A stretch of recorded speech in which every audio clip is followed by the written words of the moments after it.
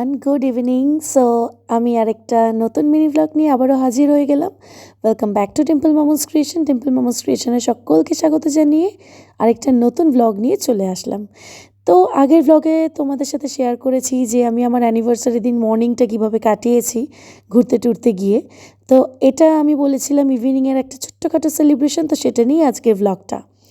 তো এই যে এখন আমি রেডি হয়ে গেছি। এটা যদিও বা আমার অ্যানিভার্সারি ড্রেস, এই ড্রেসটা কিনেছি অ্যানিভার্সারি উপলক্ষে পরবো বলে।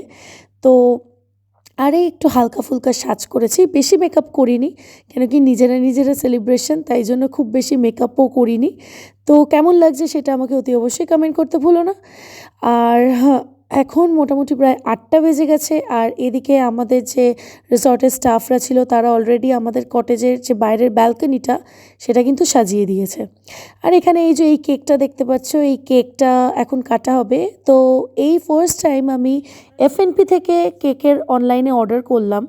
তো মোটামুটি একটা ছোট্ট বেন্টো কেক অর্ডার করেছিলাম, যেহেতু নিজেরা কেক কাটবো, তো ওই জন্য কেকটাকে আমাকে আবার ট্রাভেল করতে হয়েছে নিয়ে, তো সেই জন্য ছোট্টর ওপর কেকটা অর্ডার করেছিলাম।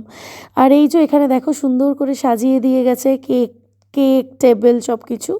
ওরা আমাদের রিসর্টের বাইরে, মানে রিসর্ট বলতে কটেজটা যেটা আমরা ছিলাম সেই কটেজের বাইরে ব্যালকনিটা, সেই ব্যালকনিটাকে ওরা সুন্দর করে সাজিয়ে দিয়েছে। তবে এই ডেকোরেশনের আইটেমস সমস্ত কিছু তোমরা যদি দিয়ে দাও, ওরা সুন্দর করে নিজেদের মতন করে ওরা সাজিয়ে দেবে। আর এই যে দেখো একটা রেড ভেলভেট কেকের অর্ডার করেছি। ক্যান্ডেল লাইট মানুষ ডিনার করে, আমরা ক্যান্ডেল লাইট অ্যানিভার্সারি সেলিব্রেশন করলাম, মানে ক্যান্ডেল লাইট জ্বালিয়ে কেক কেটেছি। আর এই যে রেড ভেলভেটের ছোট্ট কেক, আর এই যে ওপরে যে কেক টপারটা দেখছো, এই কেক টপারটা কিন্তু আমার নিজের হাতে বানানো। আমি কোনো কেক টপার অর্ডার করিনি, তো আমি এটা পুরোপুরি নিজের হাতে বানাবো বলে ওই জন্যই আর কি অর্ডার করিনি। আর এখানে এখন দেখতেই পাচ্ছ ঋষি সমস্ত ক্যান্ডেলসগুলোকে জ্বালাচ্ছে। আর ভীষণ ভালো লাগছিল, খুব এনজয় করছিলাম। ফার্স্ট টাইম অ্যানিভার্সারি, মানে জীবনের প্রথম অ্যানিভার্সারি সেলিব্রেশন, তো একটু তো এক্সাইটমেন্ট থাকবেই। এটা এটা এটা এটা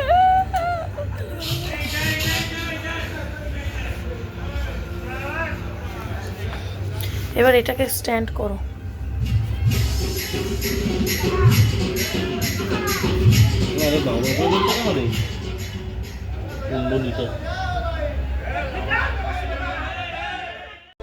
তো এটা হচ্ছে সমস্ত ক্যান্ডেল জ্বালানোর পরের আফটার এটা আমি তোমাদের সাথে শেয়ার করছি। তো কি সুন্দর লাগছে দেখো। তবে এখানে একটা ঘটনা ঘটেছে, আমাদের সাথে কেউ মানে ভিডিও তুলে দেওয়ার মতন কেউ ছিল না বলে, তাই জন্য ওই জাস্ট ফটোসগুলোকে ক্লিক করে তোমাদের সাথে শেয়ার করতে হলো।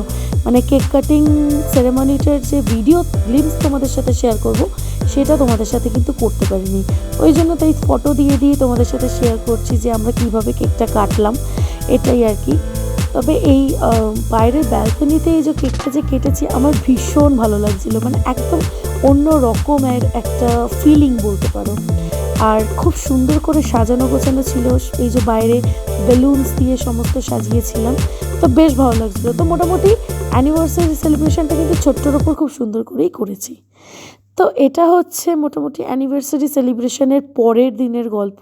নেক্সট মর্নিং যেদিনকে আর কি আমরা চেক আউট করে অলরেডি বেরিয়ে যাব, তো মোটামুটি ওখানে রিসর্টে 10টায় চেক আউটের টাইম ছিল, আমাদের একটু হাফ অ্যান আওয়ার লেট হয়ে গেছিলো। আমাদের মোটামুটি চেক আউট করে বেরোতে ওই 10:30 কি 10:40 নাগাদ মতো হয়ে গেছিলো।